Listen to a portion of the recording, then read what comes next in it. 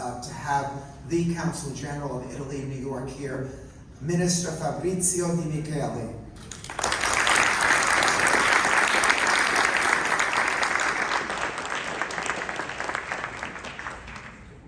Thank you, Joe. It's always a pleasure to be with you, whatever the event is. But tonight I'm very, very pleased to be here. It's my first time at St. John's University, but it's also one of my first celebration of the Italian Heritage and Cultural Month, because last year, for obvious reasons, we had just limited activities outdoor. And as you mentioned, there have been events throughout New York City, in every borough. I want to really thank Richard for organizing this together with St. John's University.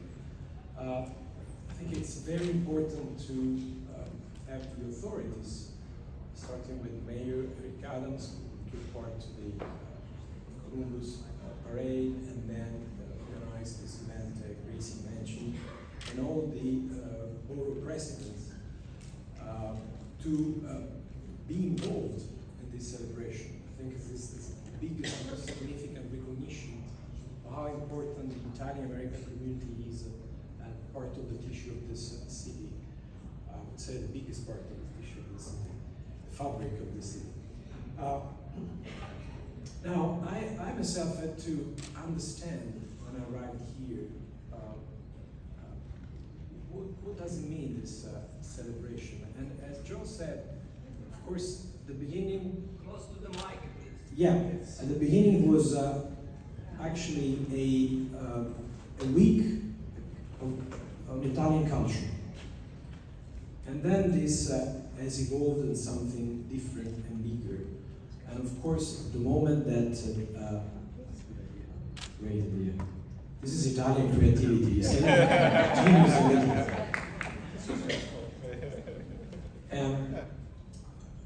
Of course, when this was moved from May, I guess, to October, to coincide with the Columbus Day and the celebrations, of course, it started to identify more with what sometimes I hear being defined the Italian-American heritage. And I learned after 1 year and a few months here that there are differences, important differences between the Italian heritage and culture, Italian-American heritage.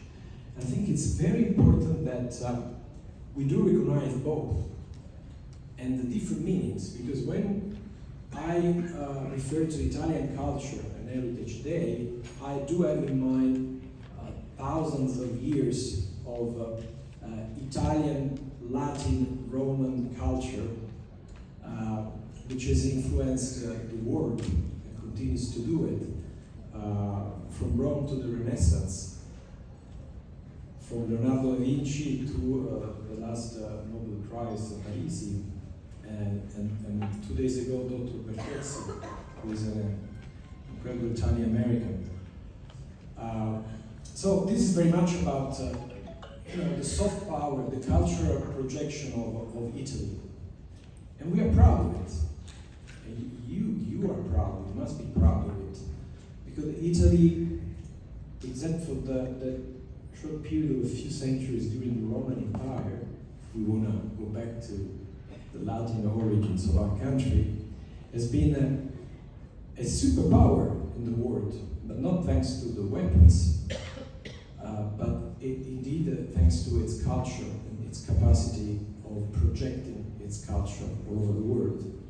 And still today, according to UNESCO, 60% of world arts are concentrated in Italy. I think that says a lot. But as I was saying, the notion of Italian-American heritage is as important as the Italian heritage and culture. And that's something I learned here, and I learned to respect deeply. And it's very much, when we talk about the Italian-American heritage, it's not really related to culture in a way, as a knowledge, but more to values. And it's very much about the recognition of the sacrifices of your parents, grandparents, grandparents who came here out of necessity and were able to fulfill the American dream through hard work, sacrifice, being exposed to bias, discrimination, sometimes even hatred, and surely violence. Suffice to mention the lynching in New Orleans of 1891, which gave rise to Columbus Day afterwards.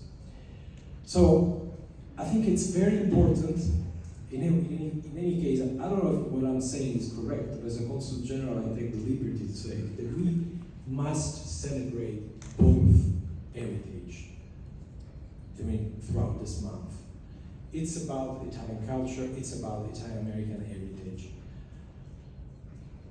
So I think you couldn't find a better topic than the Nobel Prize laureates to put all of this together. Because in that list, which I was supposed to know, but actually I realized that I know very little, there are not only Italians who made their career and they achieved their results in literature or physics or mathematics in Italy, but also Italians who achieved these results and got the Nobel Prize only after coming to the United States and studying here. And then there is a third category, which is the one I knew the least, the Italian-American. Those who were born here or were anyway first or second generations, like Dr. Bertozzi, that's the last one. So they grew up here, they studied here, but as all the Italian Americans, all the Americans of Italian descent, they surely remain proud of their origins and roots. So I'm very, very happy today about this celebration. For me, this has been a very important occasion of studying, of learning new things. And I think it's important for all of us, for all of you, to use this month to know a bit more about the Italian culture heritage. Because you know very, very well about the Italian American heritage. But you must be proud of the Italian heritage that belongs to you as well. And so the best way to be proud of it is studying the language, or learning about history, culture, and art in our beautiful country.